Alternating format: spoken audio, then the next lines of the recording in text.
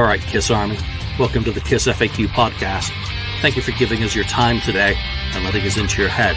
I hope we don't do any damage. This is a Kiss-related podcast by the board, for the board. We hope that you enjoy. We'd love you to support this show. Please like, follow, and subscribe to us on Facebook, YouTube, and Twitter. Your likes and subscription helps us to grow and attract interviews and content. So please retweet and share our posts. Your contributions are appreciated. All right, welcome to the KissFAQ podcast. We've got the full house here today.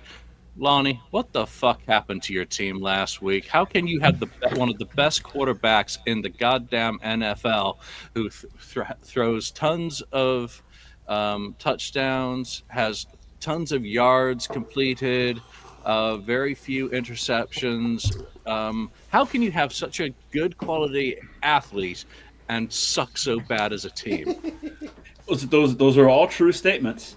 And they seem to lose in almost the same way every week, which is heartbreaking fashion, by battling, taking the lead, or coming back, or just giving up the lead because he is elite. He's playing like an MVP. He should be the MVP, but he won't be because he plays on a crappy team and a crappy defense. It's very disappointing. I don't really care that much about, American football.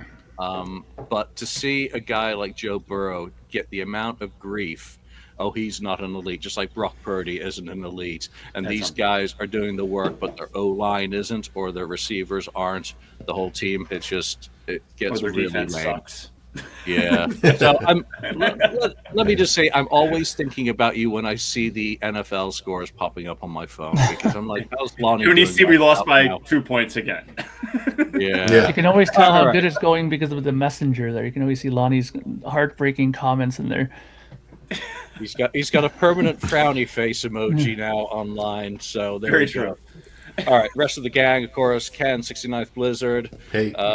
Wheeze, Daniel, staying up. It won't be late for you. No, it's perfect.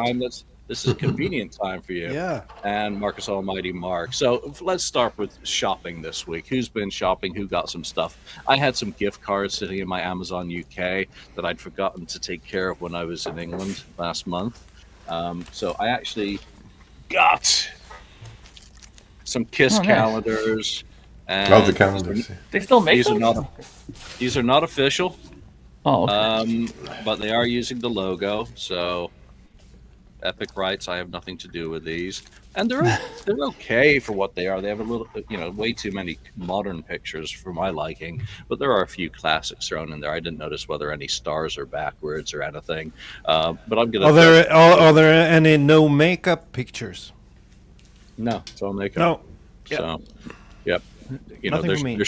It's a shame, that Kiss isn't doing their own anymore, and it just seems it's a missed opportunity to do an unmasked one to cater to those fans, or a classics only to those fans, and then post reunion one for that one guy who wants any of that stuff. Yeah, but again, I'm going to throw these extras up into the KissFAQ store, and I also got this. Came in yesterday. Imagine this: you order a book online. We can't see it. I'm trying to make it show up. It's that freaking tilted. No. It's that great background of yours. Yeah. All right. So Alan's latest book publication, the illustrated guide to magazines and Kiss posters that he's done with Yannick Lepay. It arrived in great shape with the latest newsletter. I look forward to the newsletters, and it's very cool to get reference guides for stuff that I would never collect, never see. If you're interested in checking out some of Alan's books, they sell out. You may still be able to get one. Go over to KissOnTour74-83.com. Check out his shop. He actually ships stuff when he receives orders, and it's amazing how that works. Anything else? Yeah, I bought a Look It Up ad. That's like the oldest joke. It's never going to get old because it's never going to be old. We've been joking about that for 5 years. Okay. Yeah, what a shame. It's still a joke. Yeah. Ken, you got your Hot in the Shades. I got my Hot in the Shades, so I know Lonnie has got his, but this is the shiny foil wrapped one. Open it. I I haven't opened this one yet. This has Galaxy Blue vinyl, and then the other one is the picture disc. It's actually has it's like embossed. You can feel this. That's cool. Whatever is kind of all right. The poster's on the outside of the back. It's one of these sticky seal type thing. I don't know if you want to see the. I don't know if you want to see the disc at all. Yes. Well, of course we want to see it. Why do you think people tune into these? I haven't even looked at it yet. Oh, this is weird. This is weird. Okay. Number 231 out of 500. First of all, but what's funny is it feels like sandpaper. Oh, it does. It feels like this feels kind of like a very low grade, very fine sandpaper right here. Like And I Smooth like hit- that glasses. The glasses looks cool. Glasses kind of stick out. They're like a shine. Yeah, they're them. looking good on the screen. That's excellent. Very well done. Like that. See that? Yeah. Oh, nice. Yeah, but it has this texture, and it's even on the back. The texture around. On the Glasses glasses are the again. same. Oh, look at the glasses on there. Yeah, look at that. Oh, that's great. Let's see. very That's very smart. Yeah. For such a shitty record, they made a great artwork for it this time. A shitty record. Okay. Hot On the shit poster. continues to catch strays. Then you have let's look at this. It's a kind of a heavier weight sleeve, not one of the other ones, but here's one side. Oh, that's kind of interesting. It's a live shot. Oh yeah. live shot Leon. of the. I didn't even Nice. Lasers and Eric. Then of course that's fantastic. the other side is the Pretty This cool. deal. Good. but Nice. not bad. That's kind of. I like how they did the texturing and stuff. I'm going to give that a thumbs up just because that was visually impressive and we got to see it here. The cover. I see people who've started getting their Hotter Than Hell picture discs and what was it, gold vinyl for that one? I lose track because I didn't buy it. So those look impressive, and they've done a fantastic hype sticker for that release. So very cool. Yeah. All right, Mark, you got an update? I know you didn't buy anything, but you got an Well, update, right? okay. So really quickly. No purchases come in because we are still on day 8 of our postal strike here in Canada. So who knows when I'll be getting anything or mail will be coming. But the one thing I just wanted to say really quickly was thank you to everybody who watches my other podcast that I do, the Yes Music podcast. Sorry, that I do. We just did our 650th episode. So just thank you for all the support for that. And I know there is a little bit of crossover here and there sometimes. So for those who do watch that, I thank you. And thanks for the support. Nice. Wow. Congratulations. Thank you. All right. This week, we got topics, turkey Yes. topics from the board, and we got names. And I may have to mute out to take a call. And if I do, Ken's going to take the reins because he's the only administrator left since they changed the fucking plan on us, which really sucks. There we go. All right. So let's jump in. I want to welcome everyone who's watching the show live. If you're catching us later, we appreciate your support as always. Sylvie, G-Chup, and the Distortion Den. Welcome. Thanks for joining us live. First topic to think about, and this one really, it triggered me when it popped up on the FAQ. So a big thanks to the Silver Spoon for posting. Kiss comeback. Should Kiss pull on the spandex and leather and plug in again? And the poster started that they've heard mumblings, which also means I made this shit up to ask a question. Lonnie, we're coming up to a year since they walked off the stage. Should they be putting it all back on and going for it again? Should they be? No. But will they? We're less than a year out, and we're already hearing rumblings. History has a way of repeating itself, boys, and I think they're not done. Keep Paul Stanley away from the goddamn car wash, please. Ken, should they? And this is where Lonnie a couple of months ago or a month ago says, why did you re-sign up for the Kiss Army? for this particular reason. that Kiss was going to pull a fast one on us. I thought eventually, but should they do it? I think if they do it, they should do it as without the makeup and play, maybe unplugged performances, something like that instead. Ooh. That should be enjoyable. But if they want to do a one-off with makeup, they may do the since they can't tour, they can stay in one place like Vegas. Yeah. If they get a big play at the the Sphere. Yeah. I can see that. If they can utilize that, maybe that would be worth it, to do it there. The only thing that would work would be something like the Swear, something new, and you have the backing tracks for Paul and everything, and it would be quite enjoyable. But unplugged, The backing tracks. yeah, but unplugged with Paul stand-on vocals, I don't see that happening, Ken, anytime soon. But I can see them doing a residency at some hotel in Vegas, and The why Motel not? 6.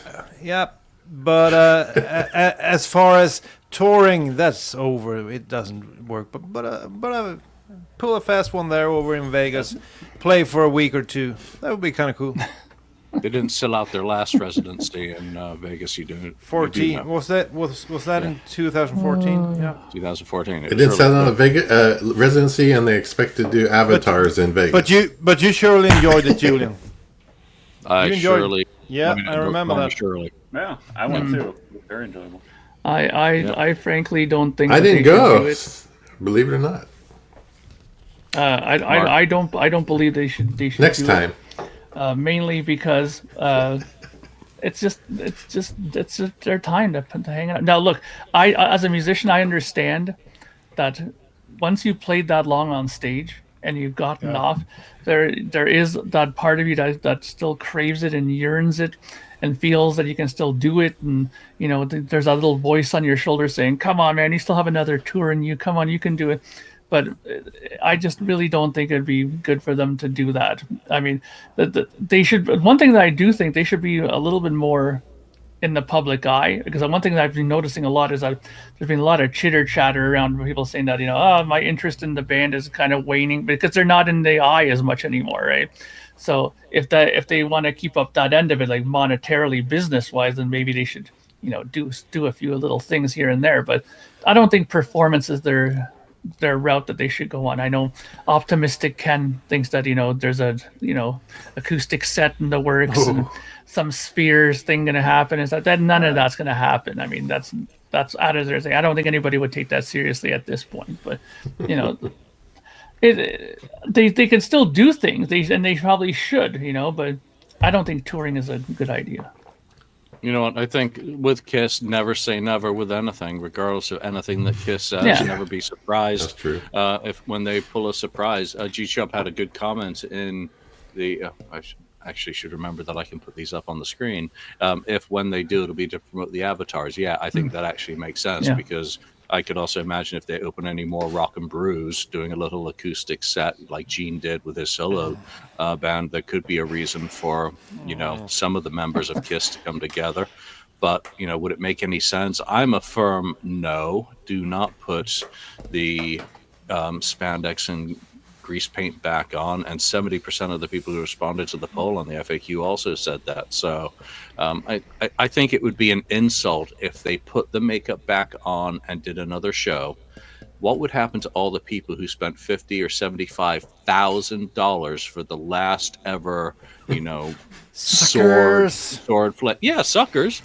We're Kiss fans. We have it tattooed on our foreheads. We got like a holographic H on the for the like Red Dwarf.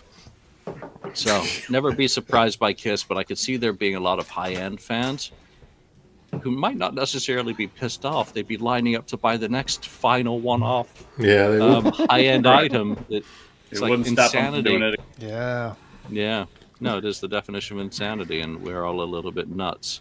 So I think the thing we're all afraid of is they're going to pull a Mike Tyson.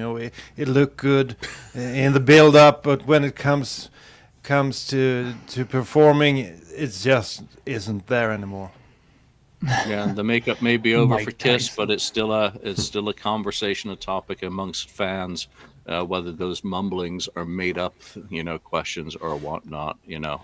I'm all for it being over and being history and just celebrating the past. You don't want to update your tour, your book about the tour anymore. Oh, That's the reason why touring history. You're lazy, mother trucker. No, I've already updated that since the 50th anniversary. Yeah. It's not over. We're still finding Keeps information going. about the shows. It's Never-ending never story. done. It's never written. Yeah. There'll be people who take it over after I'm gone and correct my shit or add to it and all that. That's the cycle of history. Is they're still writing books about the Roman Empire. So True that. all right, let's move on to something else that's never going to happen. Vinny asking fans for their names and photos. He doesn't believe you're real, whereas I believe that he's actually got himself confused by all his personalities about and fake. Do we really fake know accounts. that's Vinny, that guy? Is it Vinnie Vincent? Is We that don't know. certain? That Vinny I- shit to hit the fans? I don't think it sounds like Vinny, the stuff I've read. But What about that song that Faisal allegedly leaked? There's no Vinnie Vincent guitar playing on that. The phrasing's completely different. The sonics are completely different. Yeah. There aren't 8,000 notes put into a nanosecond. Lonnie, you gonna give Vinny your name and photo? That's not what the internet is all about. The internet is about anonymity and giving you the ability to be a keyboard gangster or whatever you want to be. If you don't like it, Vinny, well then you need to interact with fans somewhere else, because that's where we're at. No, I'm not going to give Vinny I'm not going to give Vinny a passport photo and my name. I just have to follow that. I mean, Vinnie Vincent, I always feel so sad when I think about him, because what he managed to do in just about over a year in Kiss, the gold that he gave us as fans, and after that there's absolutely nothing. I don't know what happened to the guy. So every He's time insane. I hear him, What do you mean you don't know? yeah, what happened? but what? Yeah, we don't know why he became It's a insane. different because- person. It's a yeah, but different look person at from Creatures 83. of Night, Lick It Up, That- and then dude, he that used was some so old long ago. demos for the following records. But that magic that he You're living in had, the past. yeah, maybe I do, but I always feel so sad when I think about Vinnie Vincent, what could have been, what he could have provided on Animalize, and change some of Ken Keenan's favorite songs, actually making them sound good. So that would have been so cool. Okay. Let's see. That moment in Atlanta. Yeah. Yes. Look at I mean, that. Lonnie was there. this is a Polaroid that's fading. Robert signed. I've always talked about that picture. Robert signed it in the bar afterwards. Lonnie remembers me getting that at dinner with. It was an eventful dinner. Fireball. Yeah, it was interesting. Yeah, what a sad state of affairs to remember that moment in time that was created by the excitement of him reemerging, and it had gone from a point of, is Vinny okay? I hope the guy's all right. I hope he's doing well.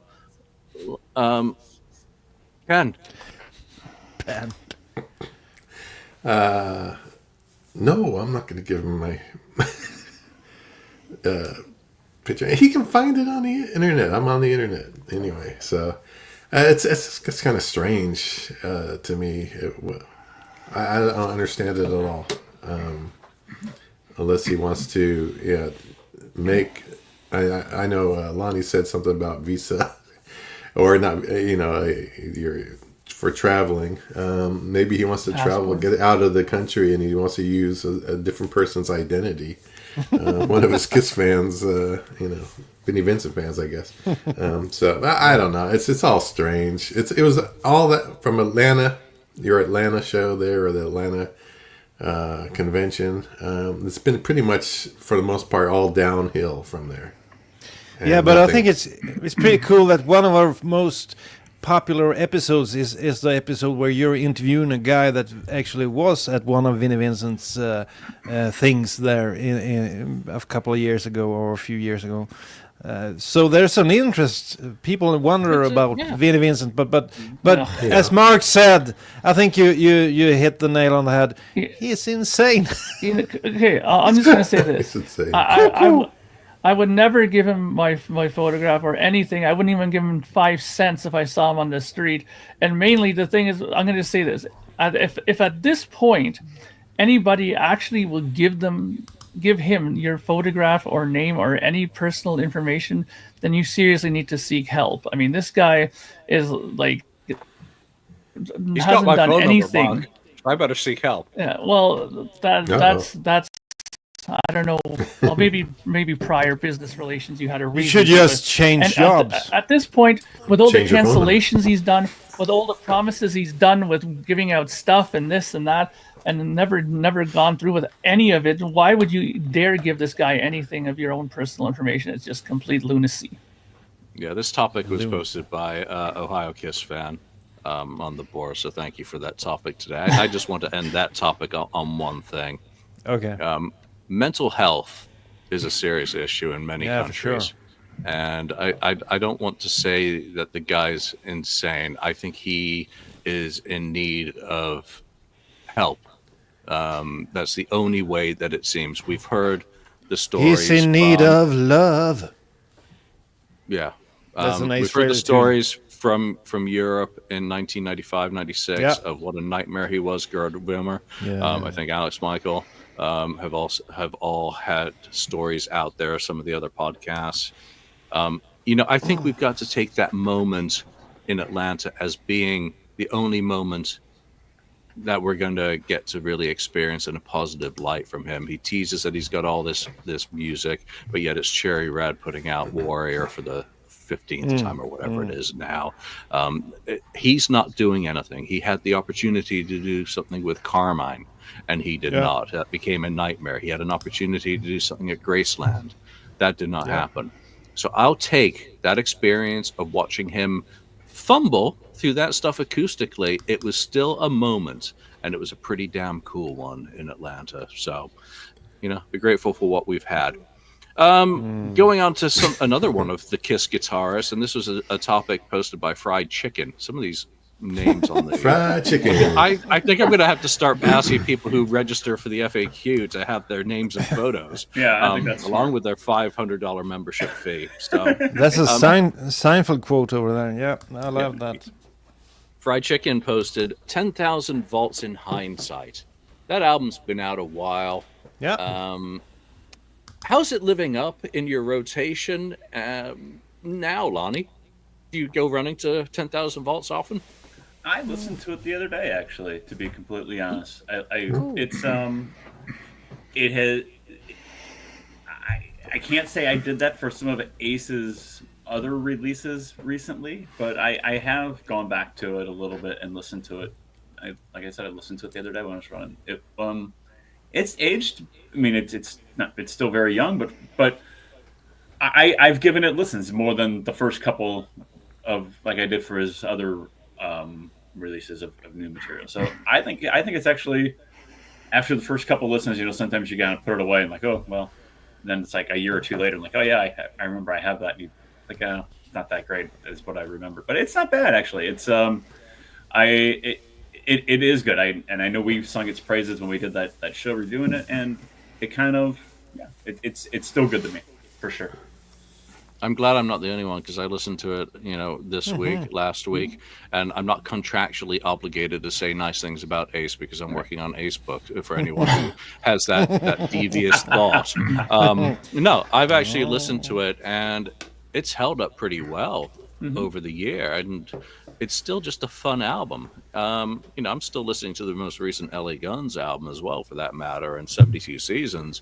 All that stuff has actually stayed in the most recent Judas Priest. So I'm enjoying all the albums that have kind of been added to my iPhone recently. I've been taking a break from the Stones and Floyd and the Beatles, and just going back into some of that stuff. I was reading some of my recent purchases on my iPhone, and I'm enjoying the shit out of it. Mark, how's it standing up for you? Or not? I mean, when it first came out, I thought it was really good. I did enjoy the record, but I mean, if there's one thing I can say is that I try to be as honest as possible on this podcast, and that is That's that good. I haven't listened to this record since we did the review on it. To be honest, it's not because it's not a good record or something, but it's just not something that I find that I'm craving to go listen to. I mean, I've listened to probably Spaceman and Space Invader more times since that one, and I mean, it's not that they're better records. It's just honestly, I just don't find myself harking back to go listen to it. I have no idea why that is, but I mean, like Daniel or like Julian, I've been listening to a lot of other stuff too. I've been listening to a lot to that latest Judas Priest record that came out a while ago. I've been listening to that a lot.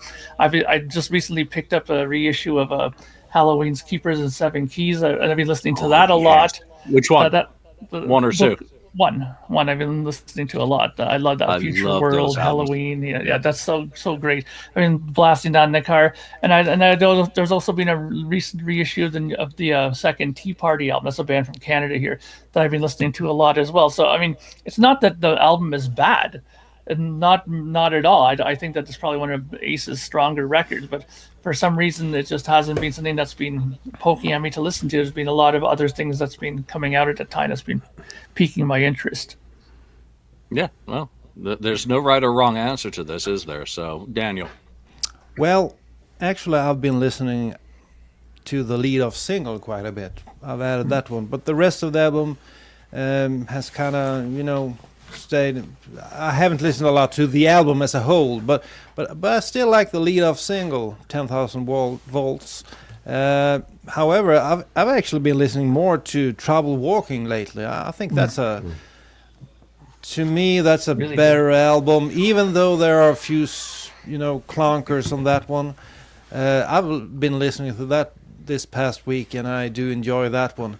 But you actually, I have to mention this because I've been watching a show that makes fun of a guy called Corey Feldman. You know that guy. He was in the Corey Goonies Feldman, and yeah. stuff. Yeah, Yeah. and he's on stage. He opened up for one of the grunge era bands. I don't remember the name of the band, but he opened up a tour this year for them, and I just laughed and thought it was so awful. But music is kind of strange when you listen to something for a whole, a few times.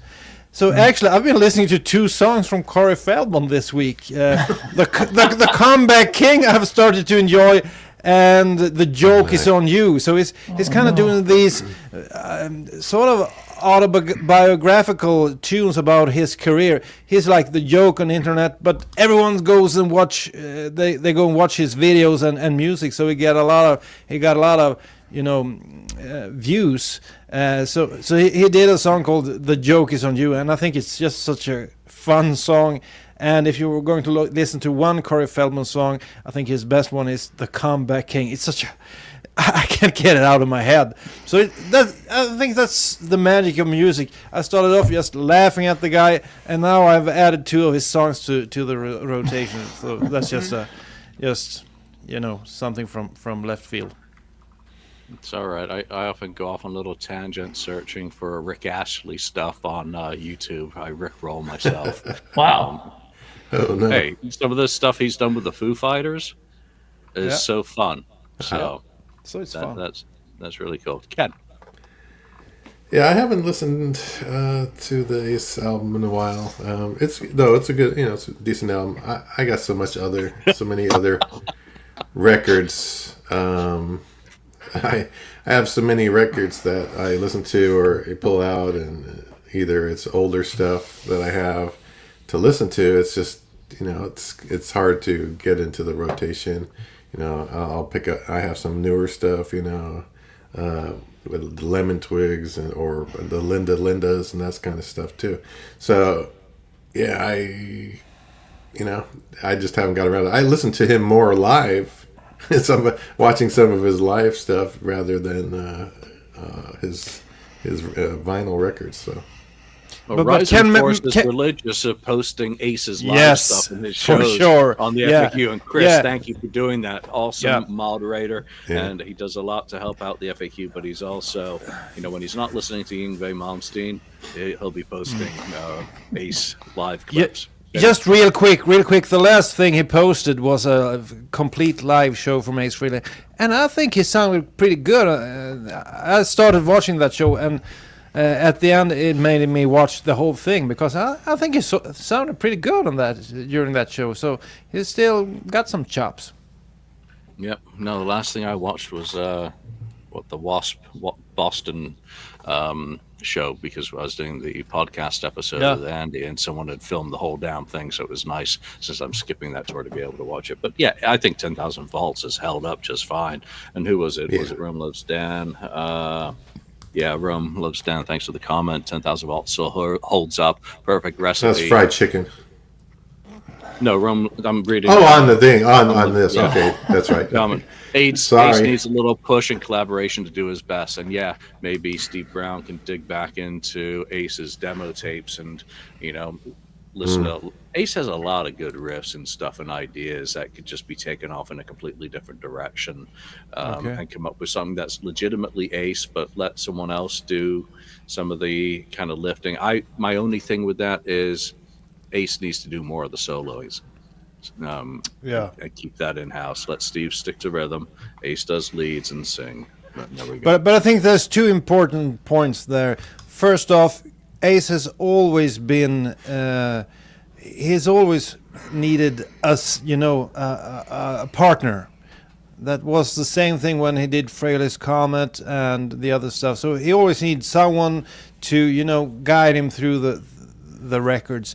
And the other thing is, Paul Stanley was right, I think, when he said that Ace Frehley stopped evolving. I mean, I remember that as a quote from his book, Paul Stanley. He said, well, Ace stopped evolving. He kind of, stopped practicing and stuff like that. I think that's the main problem, because when Ace do a solo, you always think, oh, well, that's from Strange Ways and that's from Parasite. So I think that's a problem for Ace. He didn't do his practice. He hasn't added any new techniques to his repertoire. No. There's nothing. And he goes back to his old bag of tricks all the time. Exactly. There we go. All right, next topic up is from Vinnie Poncia's Tape Op. The lamest thing to do when meeting Kiss. I think everyone has been around bands at some time or another. Lonnie, what do you think is the lamest thing you've seen or that people do? I don't know if it's lame, but I think that the stupidest thing it has to get old. It has to get old when somebody just tells you, oh, how great they are. Oh, you're the greatest. Oh, I've been a fan forever. I'm like, yeah, you meet Gene or Paul. Like, I've heard that 1,000 times today. That doesn't. That doesn't impress. That doesn't impress me. It can't impress them. Like, oh, I've been a fan since blah blah blah. Oh well, you're just telling them the same crap over and over again. Like, I've been a fan since this, and I have every record, and I've seen you guys blah blah blah. At a certain point, it just sounds like white noise to them, I'm sure. So they're tuning out. You're tuning out, exactly. And I always say, have something unique.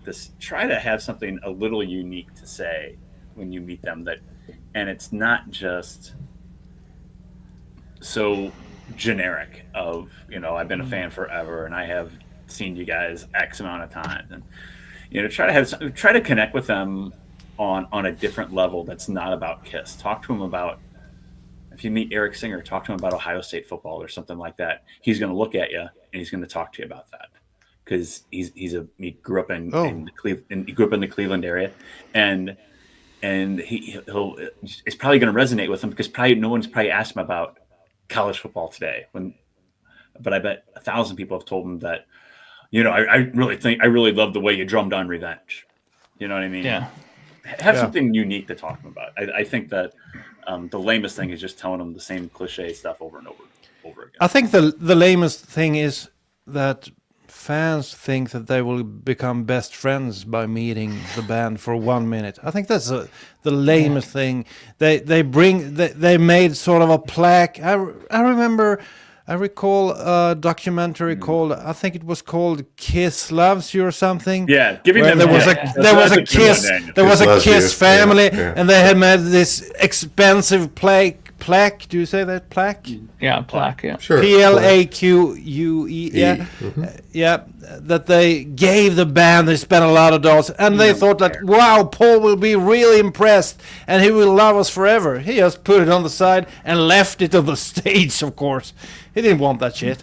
So I think the lamest thing is that Kiss fans think they will become best friends with members of the band by meeting them for 1 or 2 minutes. That's so awful. I mean, just give them an honest answer, what they have meant to you, and give them a heartfelt, something that they've done for you. I think that's enough. You can't expect to become sort of best friends, but you do see that in the Kiss Army, people, are like squids when it comes to Kiss. They like to, okay, I'm close to the band. I'm going to stick here, and I'm going to become friends. Leeches, maybe. Yeah, that's a better term. So they're like leeches. Oh, I have a chance to, get closer to Paul or Gene. And I think that's the most awful thing about Kiss fans. Just because you like the band, you don't need to be friends with members of the band. Just say that you like them. That's enough. Yeah, I mean, honestly, having experienced it from both ends of it, Lonnie brings up a good point. I mean, most people don't realize how many times people, like artists, hear this kind of stuff all the time. Oh, I love your album. Like, obviously you love it because you wouldn't be there otherwise. This is something that's pretty obvious to the artists themselves, right? One of the things that I've always found that, at least that I've noticed from other artists, including Gord, like when I was touring with Piledriver, is that if you have something to talk to them about that's personal to you about their music, like for example, I went, my wife died or whatever, and this record helped me through it. They appreciate that kind of stuff more than just, you swanning over them. Oh, and this and that, like something more connected, something more serious and personal about the record is something that most artists like to hear, because when you make an album, you do it because you like making music and stuff like that, but you also hope that there's something in there that connects with people, either on a musical level or lyrical level as well. And if that happens, then that's a bonus even for the artist as well. So I think that if you connect with an artist that way, it's a lot better than you saying, oh, I love your records, I bought all this stuff and I made this scarf for you and all this other nonsense, right? You just to talk to them about something on a more serious level. And you're right, Daniel. There are those segments of people that go there and think that because I talked to Gene for 10 minutes, I'm now going to be on his cell phone. He's going to call me. We're good friends now. Like, that just doesn't happen. I mean, people are very private, and they, musicians especially, and actors and stuff like that. They want to keep that information private because if they gave their number or friendship to everybody that came to them, it would be a complete chaos. So never expect that when you go. Go there and say hello. I mean, the simplest thing you can do is just say, hi, nice to meet you. I really enjoy your record, and move on. And people would the artist would appreciate that more 100 times over than, talking to them about 20 minutes about how much you loved their records. Being a leech to him. Yep. I agree with Daniel. Yeah. I think the giving him a gift is the lamest thing ever. What do you think? You think Paul's gonna go and like put it up on his mantle or something when he gets home? Throw it to the warehouse. He goes to the warehouse and throws it in the pile. It doesn't make it out of the venue. It's exactly right. For me, I think part of the problem is people are kind of starstruck when they get there, and then they forget what they're gonna say, and they just kind of go blank. And then they see the dumbest thing that comes out of it. Can I have a job, or whatever. I know I said but this was true though when I first met Eric Singer and I actually I commended him on his drumming on Revenge, and it was shortly after that, and he was really appreciative of that, because he was the new drummer replacing Eric Carr, and so I think he probably appreciated that a little more because he probably got some backlash too at the same time for being being the new guy kind of thing. So anyway, yeah, people say funny, weird things, but it happens. Sometimes it's not intentional, but you go blank sometimes. I've gone blank too. And I was like, oh, shoot, what was I gonna say? What I was gonna, but it's like, oh, well, whatever. You just gotta go with the flow. I think the best thing is just treat people like people. I'm taking over. Yeah, I think just treat them as ordinary people, because that's really what they are. You just be honest when approaching them. The fanboy thing never works. Yeah. All right. I'm taking over for Julian now because he's has a important meeting or something. Yeah, finally, he's off the screen here. Pushed him off here. All right, so he's still there. You can still hear. Oh, he heard me. Oh no, he's sneaky. He's just seeing what we're gonna do, I think. Okay, so next on our list here, this is something that came from user within 99. Fix music from the elder. So if you're gonna fix music from the elder, what I don't know what Mark's gonna do, but fix music from the elder. So how would you fix it if it's broken? I guess some people don't like it. There's things that could have been done. I agree. I would probably change some things on it. Maybe we'll just go ahead and get Mark out of the way on this one, because since it's a Bob Ezrin produced record. Well, that's number one thing I would have changed right away. Is not the producer. Shocker. But if you think about it historically, and if you look at it, this was also at the point where he was at the most debauched with his cocaine. He was like totally out of. He even admits it himself that he was totally out to lunch on this. I mean, the fact that he agreed to do this kind of a record proves how out to lunch that he was. But I mean, the thing is, now that we have all these things that we heard, thanks to the box sets like the Creatures of the Night one and stuff like that, what they were working on around the time periods here and there beforehand and stuff, they had some decent material that they were working on with Ace in the studio there. So they could have went down that route where they did an actual hard rock record and not went down this conceptual piece that they did, right?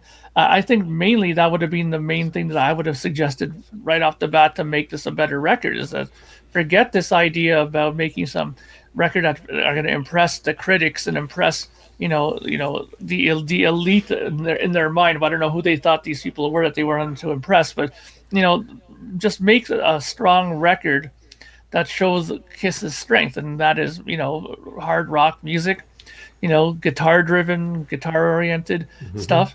And if they would have stuck down that line and worked on some of those songs that were on those box sets that we got to listen to and stuff like that, I think that we would have ended up with a much stronger record. Would it have done fantastically well? No, maybe not. Maybe the time period was still bad for them.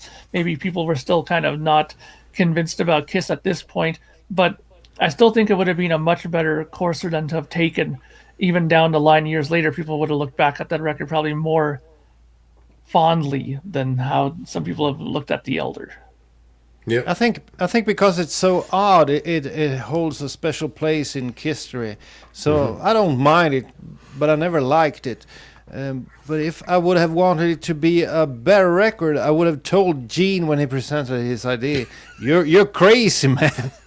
Lose that idea and let's listen a bit more to Paul," because Paul had some great demos and Ace as well. Ace wanted to go hard rock, So I would have just skipped The Elder and went straight into Creatures of the Night, sort of. A little bit hard rock. Would it have sold a whole lot of records?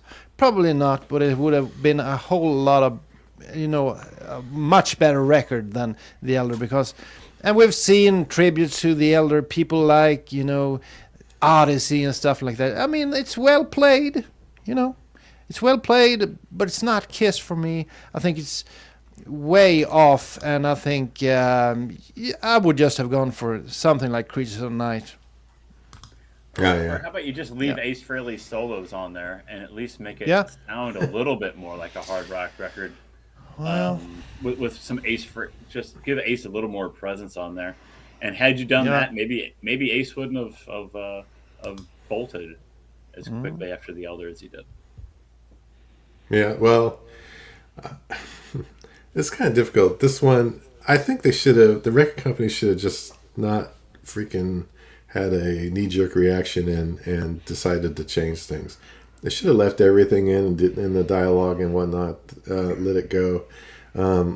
I think, though, it was, to a degree here, I know Gene was writing this short story thing, and Bob Ezrin saw it, and he's like, oh, this is great. Let's make an album on this. And that's where Bob Ezrin kind of, I think, is at fault. Because the producer is the person who's going to say the direction, right? It's like, oh, I think you should do this or that, or keep it rock. He's the final say. Rock. And he's, they listened. He's one of the few producers that they listened to. So they listened to him and they went with it. I like it.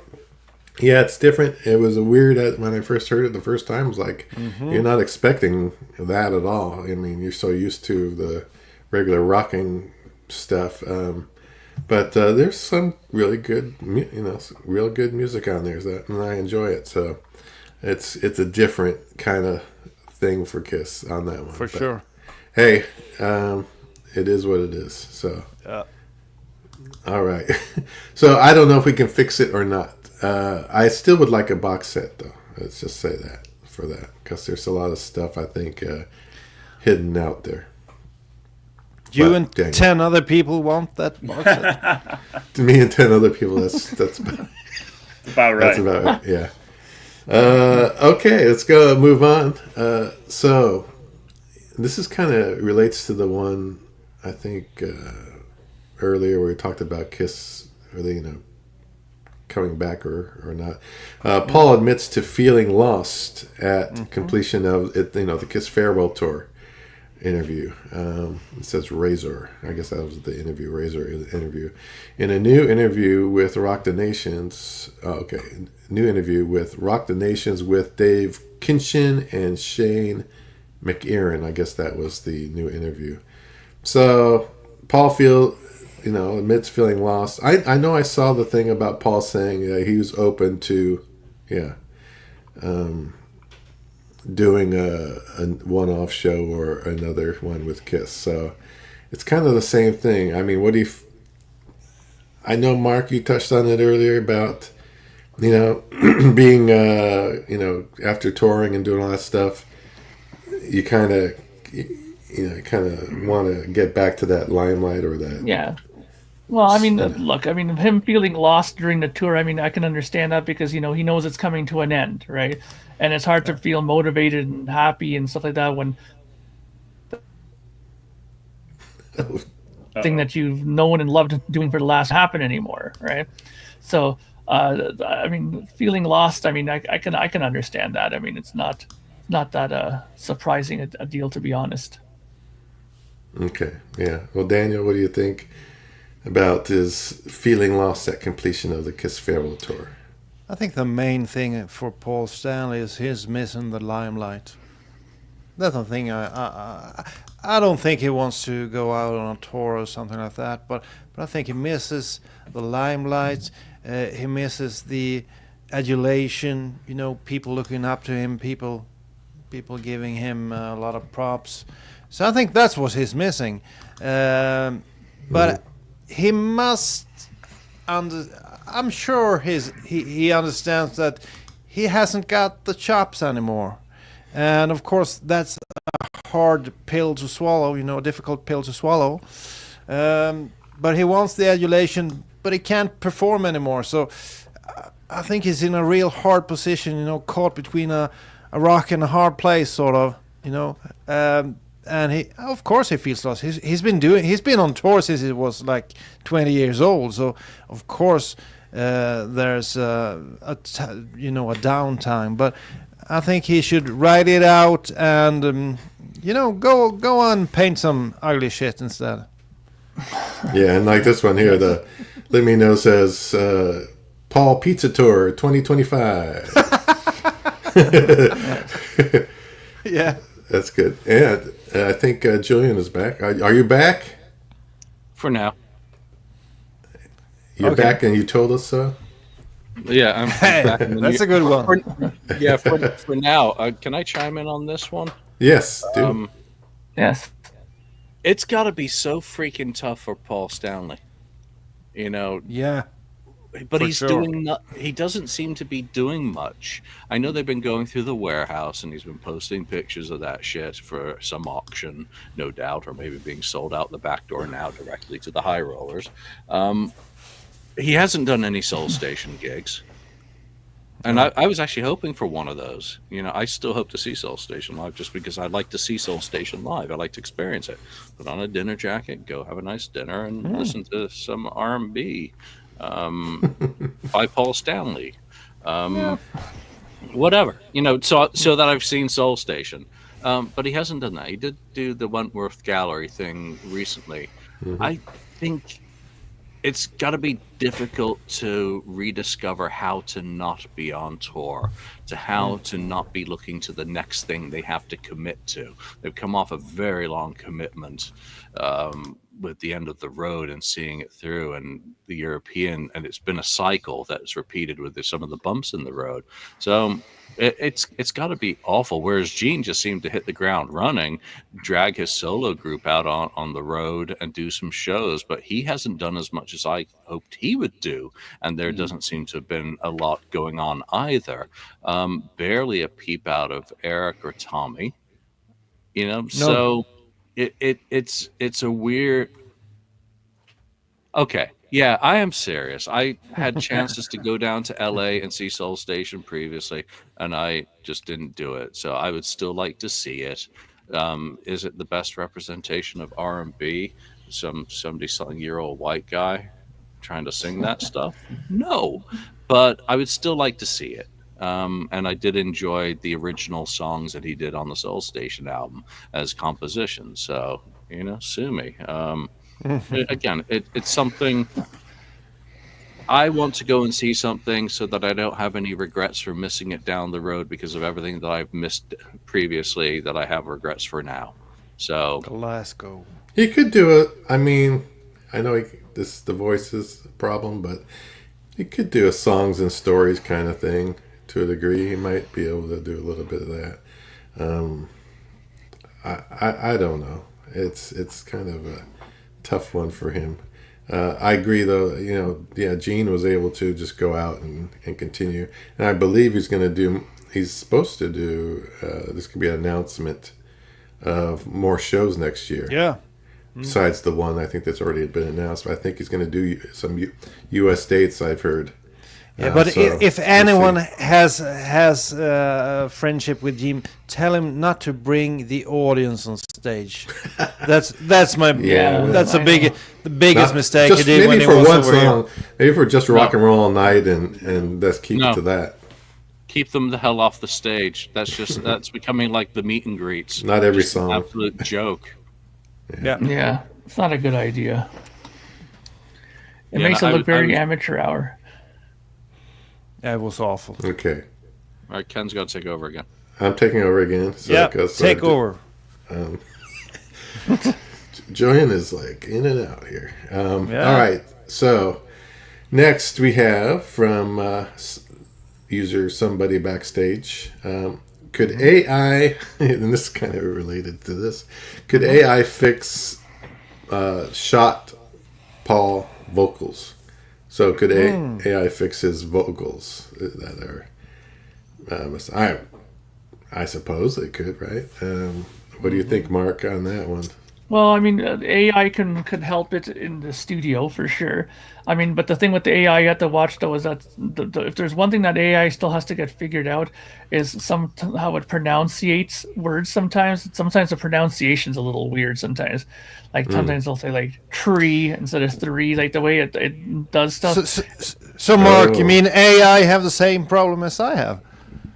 Well, I mean, but you are AI. But the AI is supposed to be all in all AI, intelligent, right? But that's the thing. I mean, it could fix it. Well, it'll never be the same. But that's the point. I hope that it doesn't ever make it sound too perfect.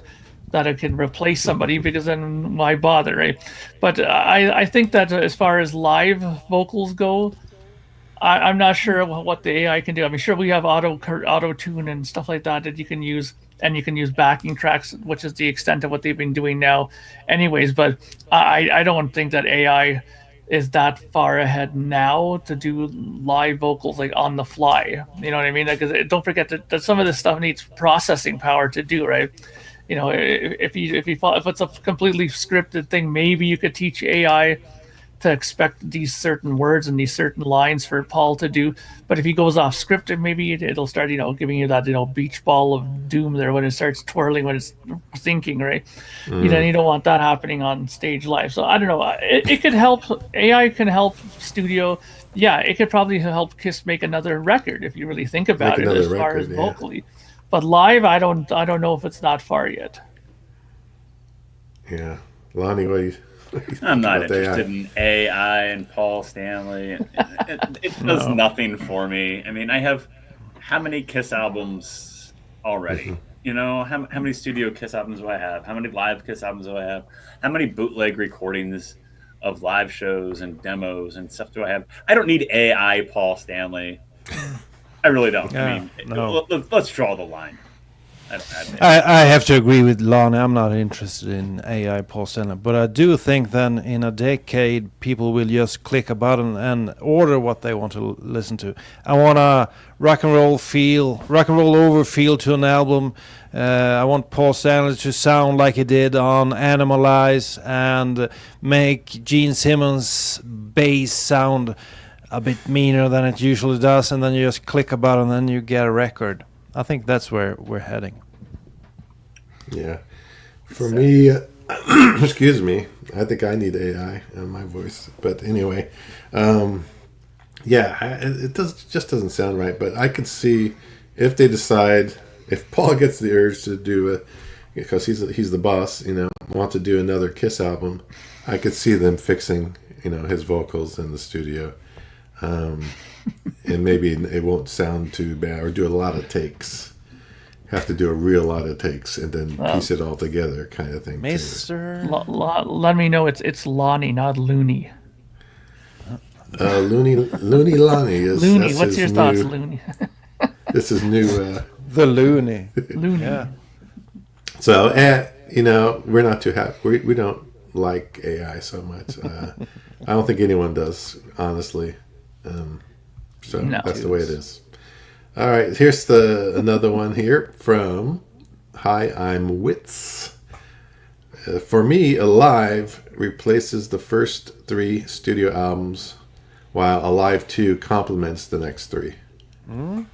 So he's basically saying that Alive, everything on Alive is better, and it kind of relates back to that episode we did in a way.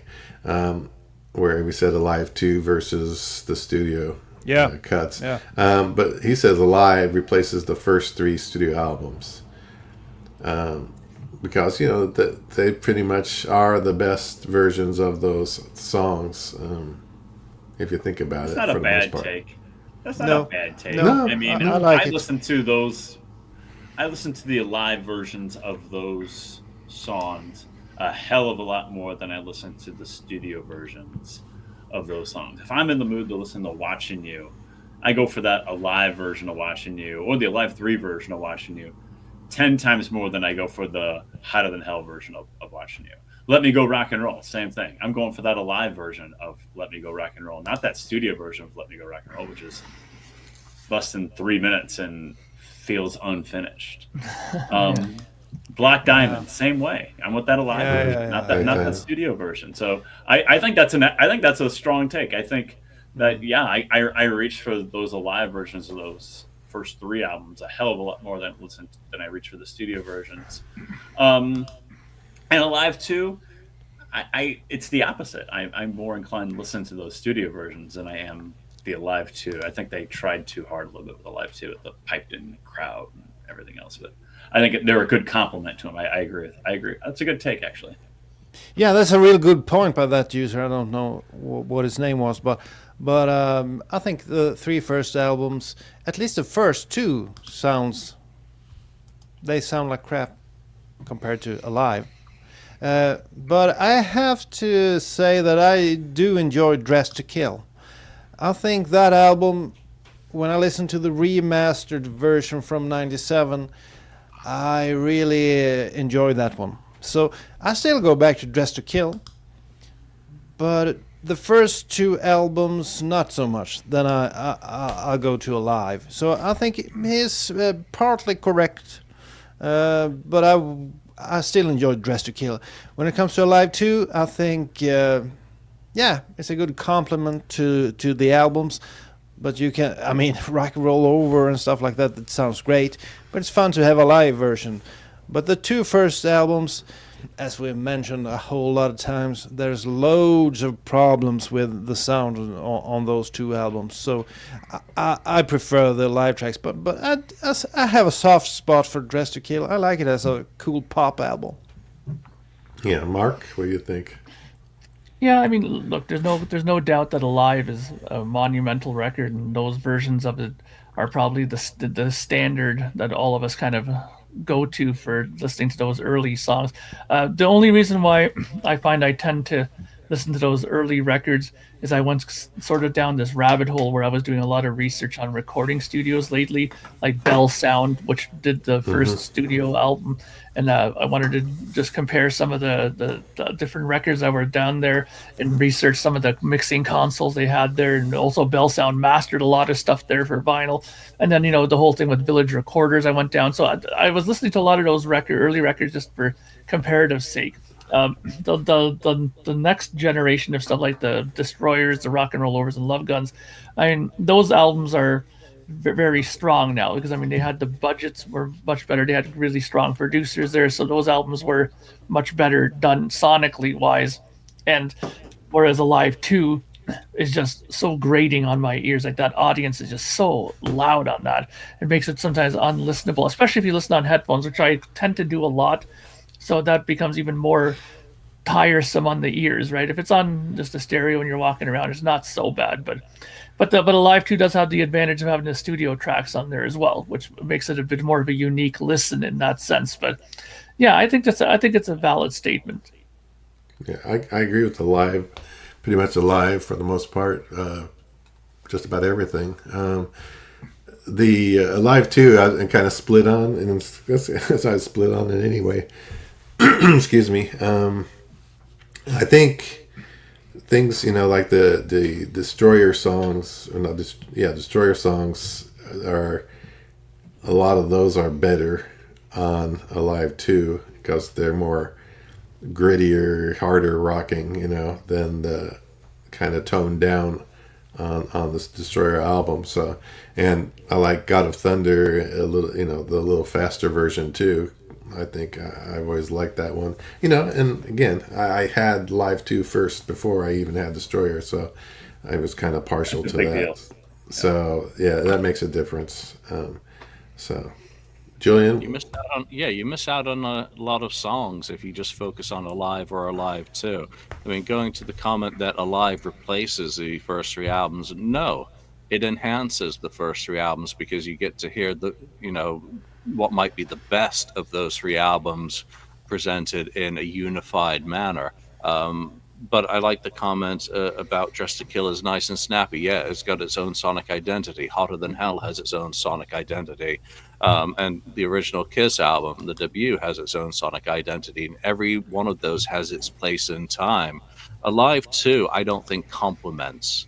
Alive 2 makes you, or at least makes me, appreciate the other three much more. Again, it is because of the drone of that freaking audience loop, which is just so bad it's atrocious, and the fact that Tomorrow and Tonight's fake, King of the Nighttime World's unknown, I Want You, and all that. So, but the Swedes are always with the common sense comments of Alive 2 side 4 is a hidden gem. Hell yeah. So to me, Alive 2 doesn't complement it. It's just it's an EP. Yeah. Sequentially, and I will never say, oh, I need to listen to Alive 2 because I'm going to miss out on too many good songs from Destroyer, Mark, Rock and Roll Over, and Love Gun, if that's the case. So again, there's no right or wrong answer. I'll go and listen to a live too on occasion. I'm more likely to listen to Rock and Roll Party in Japan because it's more appealing with an honest audience track and a little bit less trebly. Think how much money Eddie Kramer got from a live too as well. God. Yeah. Oh yeah. Yeah. What's the numbers there? How much did he millions. get? Yeah, it sold millions for sure. Millions in modern money. Yeah. Okay. It was like, I think it was like 300,000 in 1977, 78 alone. Just incredible amount of money he generated from his points on those albums. So, Yeah, and don't forget too. Like whenever we hear about these certifications, like the double platinum, or sorry, the Kiss Alive 2 went double platinum in sales and stuff like that. They're mainly talking about the United States sales. Don't forget, there's lots of other sales from other countries and territories that happen, The world. and there's lots of other certifications in other countries that they got too. So Eddie Kramer made a lot of cash globally with a lot of these records. Hell yeah. Absolutely. And I think you're in charge now. Julian's like he's like a whack-a-mole. It's like he pops his head up and I'm gonna There and he's gone. and now he's gone. All right. Well, hey, we hit the hour mark, or just over an hour mark, and I think this is the end of the list of topics that we've actually had on here. We made it through all of them in just over an hour. So I want to thank everybody for coming and joining us again, and please leave your comments on either KissFAQ or YouTube or whatever, and thank you for everyone who's participated here today with us live. So we appreciate it. So from Julian, who's not here that way, Daniel, Lonnie, Mark, and me, Ken, that's it. We'll see you next time. And now I got to find the outro. Oh no! This is it. Thank you for spending time listening to the KissFAQ podcast today. All sales are final. There are no refunds. If you'd like, look us up on Facebook or come over to the KissFAQ message board and discuss the topic we've broadcast today. Don't forget to rate us on iTunes, Spreaker, or wherever you've listened to the show. We hope you'll join us again.